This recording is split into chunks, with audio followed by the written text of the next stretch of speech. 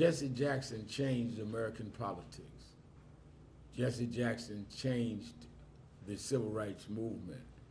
He was a consequential and transformative figure.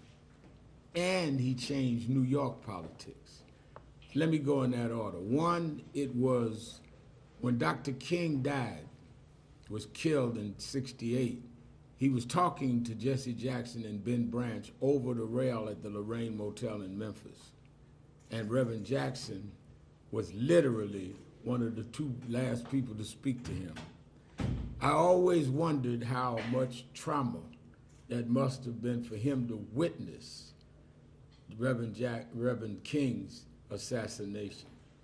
He never would talk about it too much, but it drove him. He kept saying, we got to keep Dr. King's dream alive.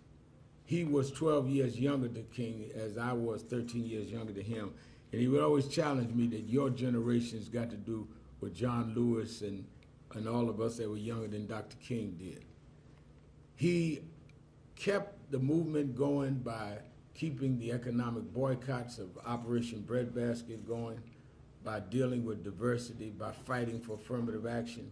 You must remember when the late 70s and 80s, when Reaganism rose and there was this backlash on civil rights, Jesse Jackson took the front with John Lewis and others to restore what Dr. King had done. We romanticized the 60s like they were never challenged.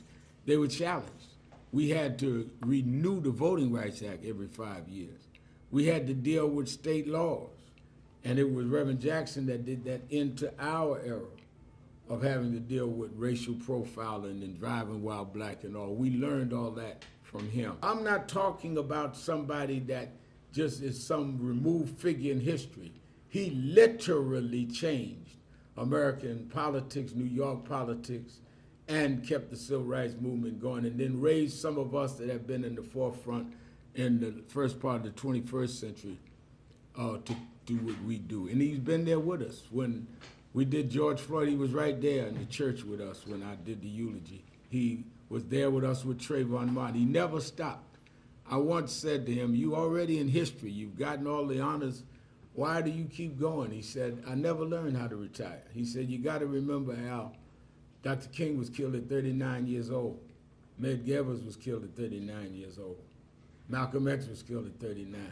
We were never raised to be 40 years old. He said, I woke up one day at 55, there's no retirement plan for us. And he kept going until this morning.